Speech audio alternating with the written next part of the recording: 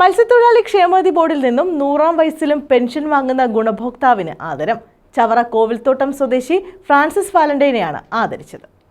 മത്സ്യത്തൊഴിലാളി ക്ഷേമനിധി ബോർഡിൽ നിന്നും 100-ാം വയസ്സിലും പെൻഷൻ വാങ്ങുന്ന ഗുണഭോക്താവാണ് ചവറ കോവിൽത്തോട്ടം ക്രിസ്റ്റഫർ കോട്ടേജിൽ ഫ്രാൻസിസ് വാലന്റൈൻ. ഇദ്ദേഹത്തിന്റെ വീട്ടിലെത്തിയാണ് ബന്ധപ്പെട്ടവർ ആദരിച്ചത്. ക്ഷേമനിധി ബോർഡാണ് ആദരം ഒരുക്കിയത്.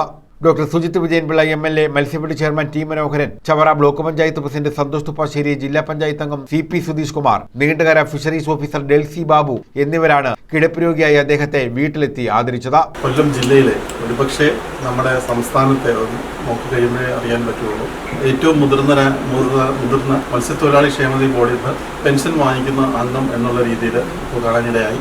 അങ്ങനെ ഒരു വ്യക്തിത്വത്തെ ആദരിക്കുക എന്ന ഉദ്ദേശത്തോടുകൂടിയാണ് ഞങ്ങൾ ജനപ്രതിനിധികളും മത്സ്യഫെഡ് ചെയർമാനും ഭവനോട് മനോഹരൻ സാർ എല്ലാവരും ചേർന്ന് ഇവിടെ വന്നു, വീട്ടിൽ വന്നു കാണുകയുണ്ടായി. മസ്റ്ററിംഗ് നടത്തി പെൻഷൻ നൽകുന്നതിനുള്ള നടപടികൾ നീക്കിയത് ഫിഷറീസ് ഓഫീസറാണ്.